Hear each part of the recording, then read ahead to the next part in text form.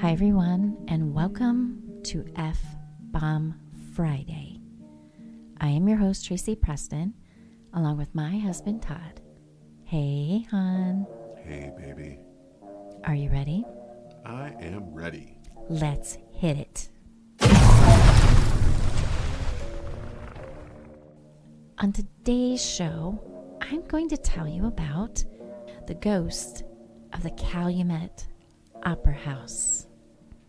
Calumet is a village in the northern area of Michigan's Upper Peninsula, originally named Red Jacket after a Native American chief of the Seneca tribe. The village was first settled in 1864. Calumet was once the center of Michigan's copper mining industry.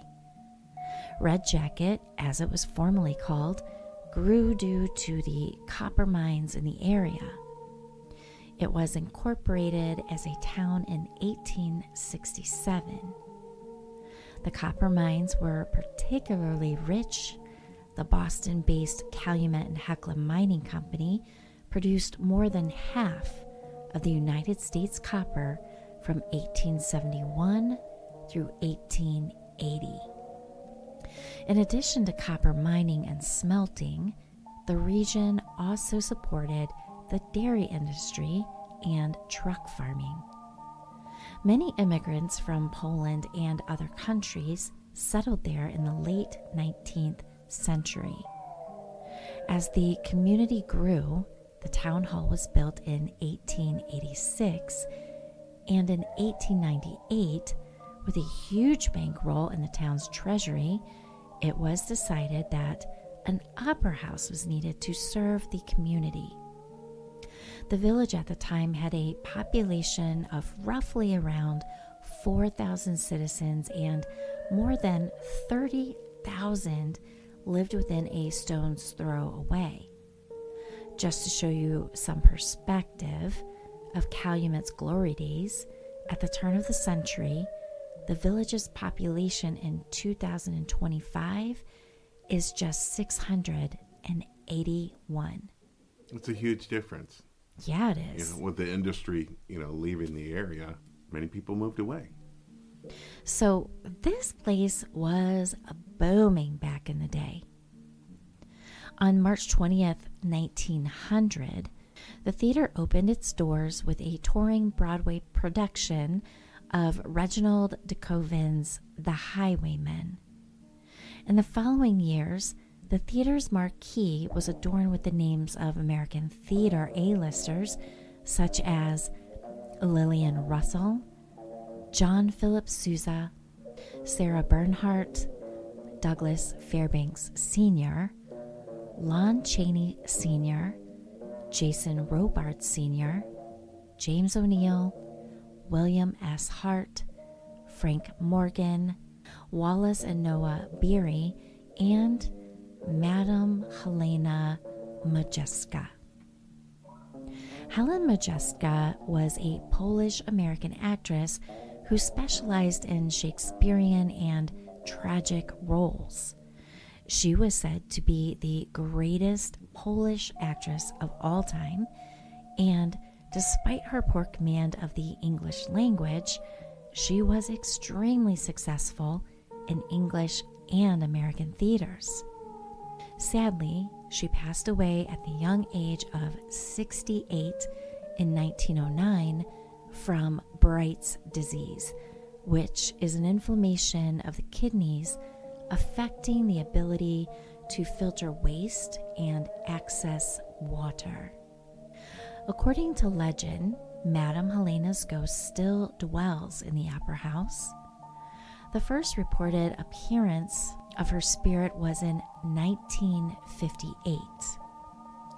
Actress Adise Lane was performing on stage when she forgot her lines. She gazed up to the balcony where she saw the ghost of Madame Helena. She began mouthing the actress's lines to her. With Madame Helena's help, Adise was able to finish the play with standing ovations.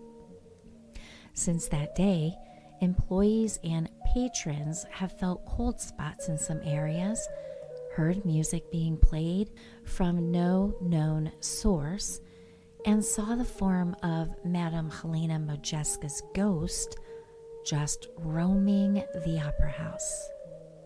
However, Helena's spirit is not the only one said to have been witnessed in the old theater. Apparently, there was a man who was murdered in the opera house in 1903. Allegedly, some have reported seeing his ghost on occasion.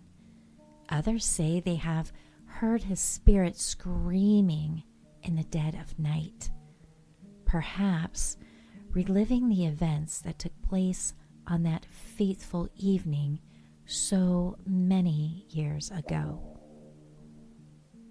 Also, the theater is haunted by a little girl named Elanda Rowe, who died mysteriously in the opera house. There have been reports of hearing the young girl's screams. There is also the resident ghost of Mr. Bach, whose name is stenciled on hallways in the theater. Apparently, Mr. Bach has the habit of knocking books off their shelves. Wow, that's rude. That is pretty rude. Maybe he's got something against literacy. Maybe. But wait, there's more. Have you heard of the historic Italian Hall disaster of 1913? Maybe you haven't. Maybe you have. And you listened to our show about it on Malice in the Mittens Season 4, Episode 9. Well, I say, if you haven't listened to it, you better go back and check it out and learn a thing or two about a thing or two. That's right. There's a lot of info in that story. Yeah, there is. So here's the quick gist of the story for those who don't know, but I know you're going to go listen, so we'll leave it at that. The Calumet and Hecla Mining Company, also called C&H, was the single largest copper mining company in Copper Country of the Northwest Michigan's Kinawa Peninsula. Many of the miners were immigrants, and on July 23, 1913, the copper miners went on strike, requesting a conference with the mining management to adjust wages, hours, and working conditions. The request for the conference was denied, and the strike continued. It would not end until April of 1914, one of the longest strikes in copper mining history. On Christmas Eve in 1913, many of the striking miners and their families gathered for a holiday party. The party was held on the second floor of Calumet's Italian Hall. The incident began when over 400 people were in attendance and someone came through the front door and yelled, "Fire!" The attendees panicked and rushed for the stairs, creating a stampede of frightened people trying to escape for their lives from the fire. But here's the thing. There was no fire. 73 people were killed. 59 of those victims were children. The deceased were transported to a block away to the Calumet Opera House, which was used as a makeshift morgue. Since the tragedy, many claim to have felt the presence of those spirits of the men, women, and children that died that day. Some say the screams, especially of the children, can be heard at times within the Calumet Opera House. Wow. I don't think I'd like the thought of children screaming. No, I don't think I would either. And I wanted to point something out. There seems to be a lot of screaming being heard from the children, from the guy that was murdered, from the little girl. So, who's to say whose screams it is? Could be any of them, really. Well, why is Helena not screaming? You know, I thought about that myself too, and I think maybe spirits are both attracted to the place where they suffered great pain or where they experienced great love. Madame Majeska, she obviously loved this opera house. She didn't die there, but her ghost resides there. And she ended up being a helpful ghost. That's the kind of ghost I want to come across. Me too. I don't want someone scaring the hell out of me. Right. Help a sister. Help a sister out. Help a sister out.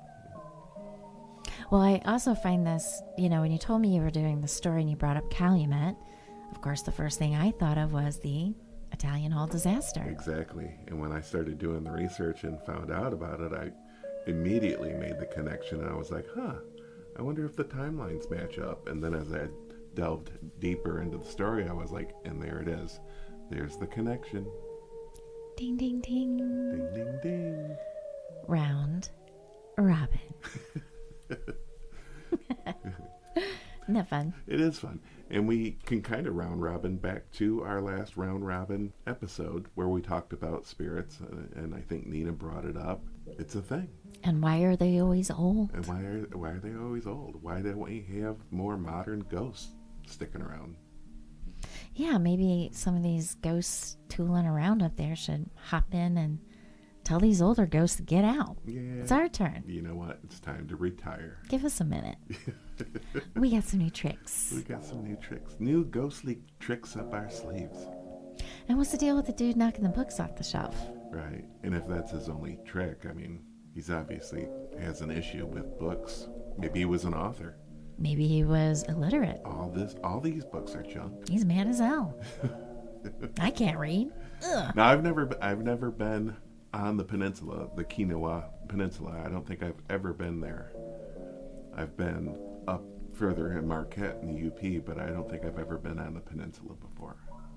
So. The furthest I've ever been in the UP is St. Ignace. I've been across the bridge in St. Ignace.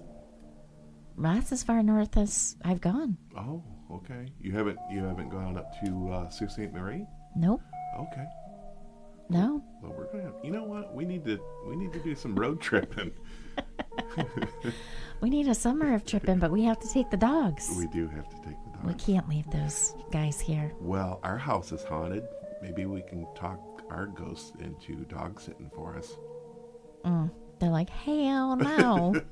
Take these beasts Take with your you. bumpus hounds. We don't want them. Right.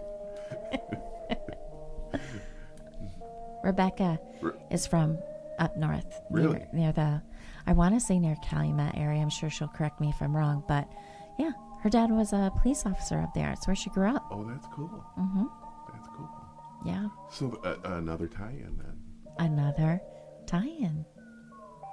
Well, it's another great story, love. Well, thank you. Well, thank you. Wow. Don't you thank me again. Well, you want to sign us out, hon? I sure do. You better lock your doors. You better lock your windows. And you might want to check under your bed. There might be a ghost under there.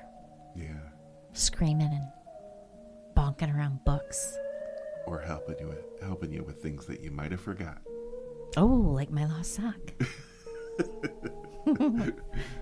Well, thanks, everyone. Thanks, everybody. And guess what? We will see you again on Malice Monday. See you on Monday.